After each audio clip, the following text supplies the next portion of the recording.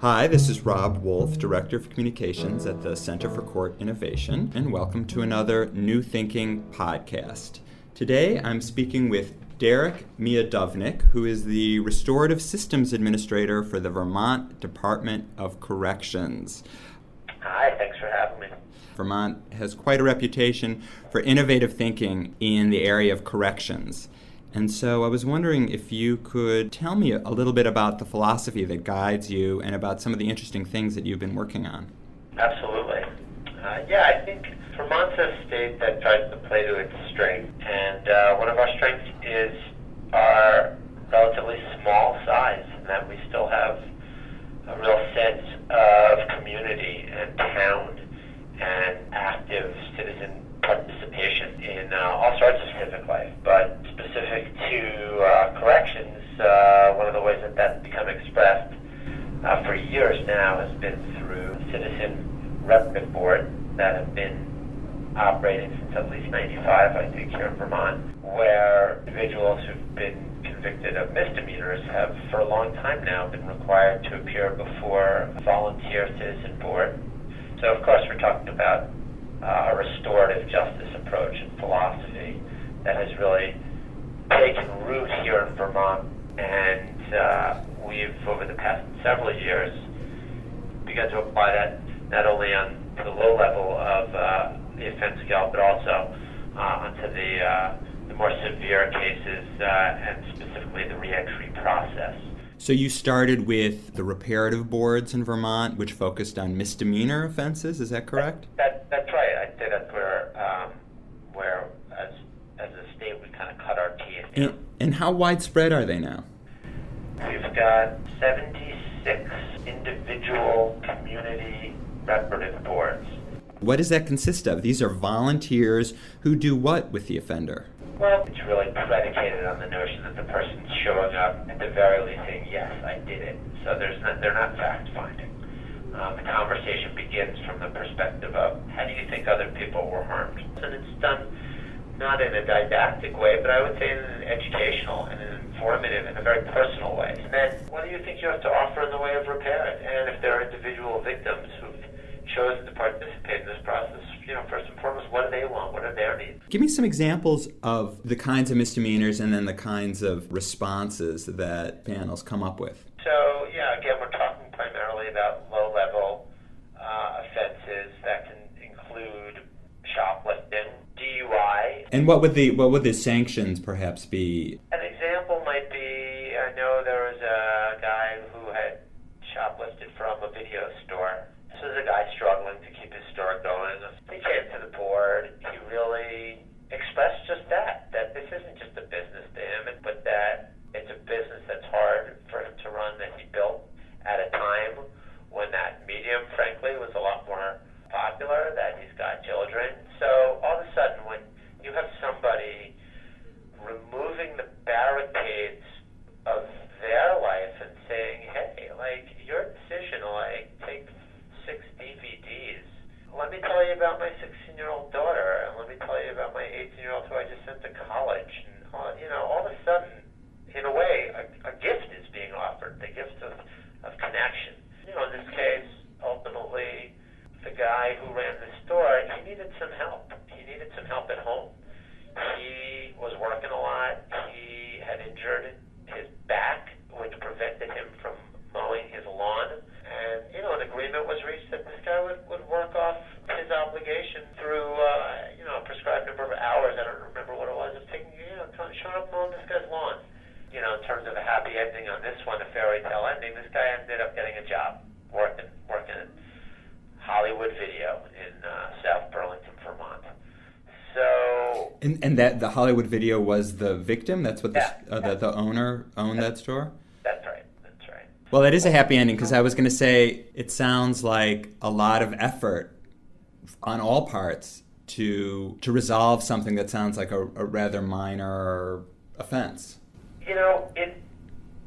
On one hand, there is definitely an outlay of effort, but on the other hand, the absence of that helps to contribute to some pretty larger scale patterns that we see play out time and again with folks who don't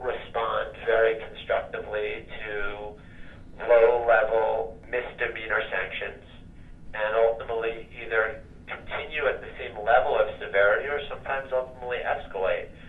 So from a prevention perspective, it's effort and time well spent, and it's primarily driven by volunteers who are doing that because, again, they live in that town, and it's not academic to them.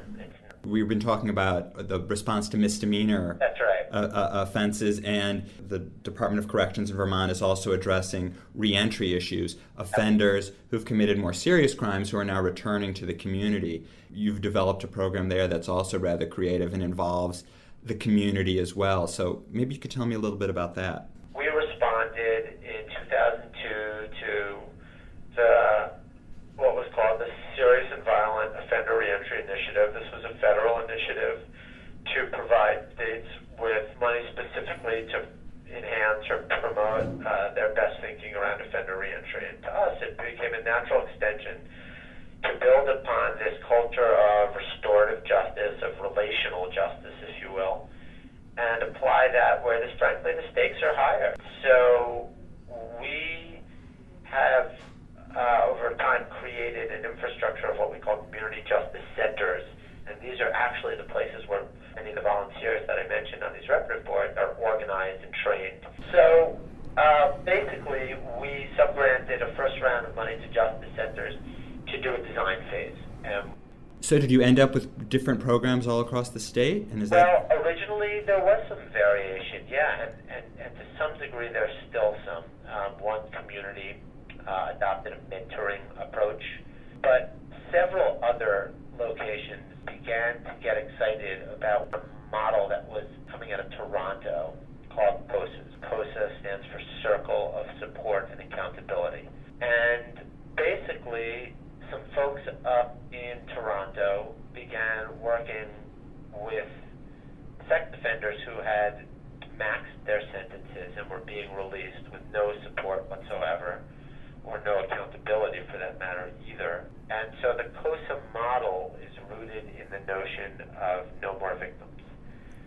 And the COSA methodology is rooted in a blending of accountability and support. And again, this goes back to some pretty basic restorative principles that say if you provide a lot of support for somebody, i.e. encouragement, positivity, but accountability, so direct limit setting, having to answer for, in this case, your whereabouts or your behaviors, then you're into an area that has the greatest potential for effecting positive change. So how has it played out in Vermont? How many of these teams, these COSA teams, do you have, and are they in fact working with sex offenders? We didn't restrict them just to sex offenders, although we definitely work with many sex offenders. But we took a look at just what was the level of connectivity that these folks had. If they were coming back to a place with very few connections, that was the main kind of driver of whether or not it made sense to invest that type of volunteer resource. Basically, about 50 individuals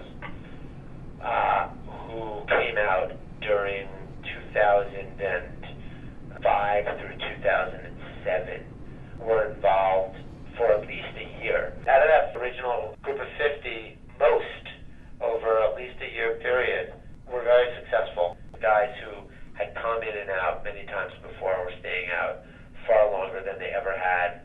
Those who were reincarcerated for really harm reduction behaviors. And I actually think that this is one of the best things COSAs do, frankly, is that they preempt the more severe offending behavior by virtue of their knowledge and relationship with the offender, so that if the guy has a condition that he can't drink, but goes out and violates, he might tell his COSA, I went out and, I had some beers last night, or they may start asking him questions that yield that information.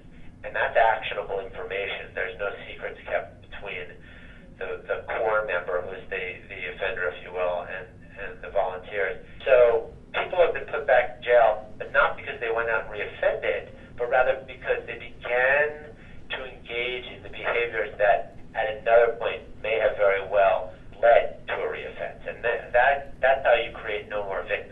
do the COSA still exist now that the grant money has long expired? And yes, several of the justice centers that had very robust programs and coordinators that were hired who ultimately were not able to stay on. Several of those programs still develop or have developed COSAs for one or two offenders who they just feel it's the right thing to do, and even though they're not being supplementally resourced for it, they have the know-how and the volunteer base to do it.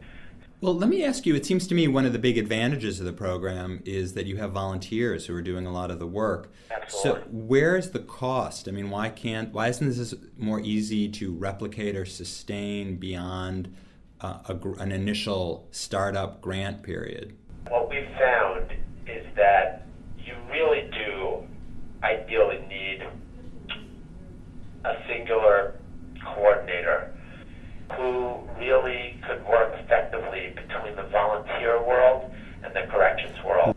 So the cost is the staff person who's there to support the COSA, the volunteers who are making up this team of support and accountability. Yep, and for the cost of what it takes to incarcerate one person a year, that's what we'd get. Frankly, about $50,000 would get us a full-time coordinator who could really kind of tread both of these waters very effectively. Right, and hopefully prevent who knows how many countless, repeat crimes. Oh yeah, the math is a no-brainer when you do it. Yep. So give me a sense. I mean, we've sort of run out of time, but I would like to get a very quick sense of what it is like for a volunteer who's participating on a COSA team. I mean, here's someone who's actually volunteering to develop a relationship with someone who, for instance, might have sexually abused a child. Yes. What does that consist of? I mean, is it like, come on over to my house for dinner? Or is it just, I'll drop by once a month and with a checklist and make sure that you're following your curfew or thus and such? I mean, how intimate do they get? And, what is a relationship like? I think like any relationship, Rob, they progress and they probably start with some more, boundaries. One of the strengths of this model is the strong connection back to corrections and back to the probation and parole officers. So a volunteer might say, hey, I've been working with John for 8 months. My wife and I would like to make have him over for dinner. Again, going back to this coordinator, they probably run that through the coordinator. The coordinator will call the probation officer and say, what do you think of that? And, we talked about sex offenders a little bit before. Sex offenders is a broad topic, and within that there's a lot of typologies and a lot of MOs, if you will.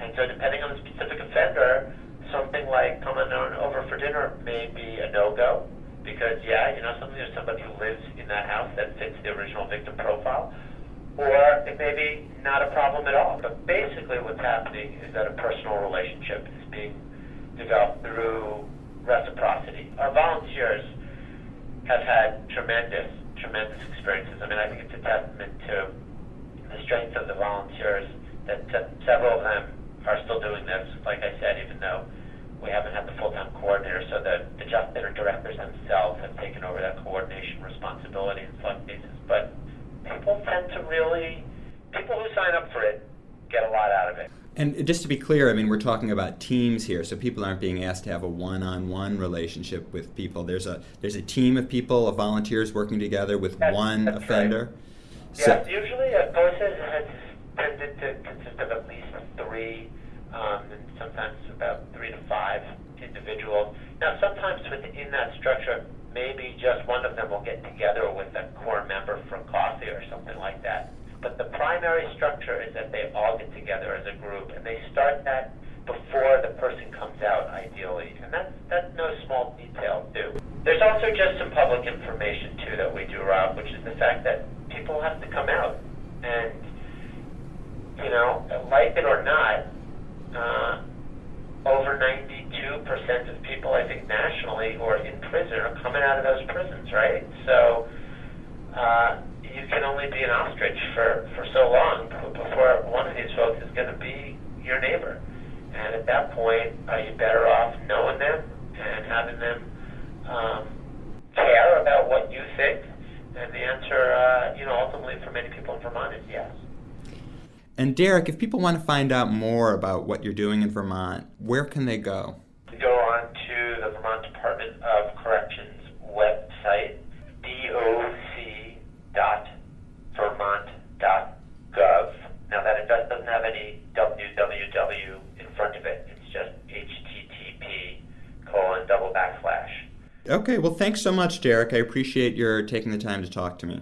My pleasure. Thank you very much, Rob. I've been speaking with Derek Miodownik, who is the Restorative Systems Administrator for the Vermont Department of Corrections. I am Rob Wolf, Director of Communications at the Center for Court Innovation, www.courtinnovation.org.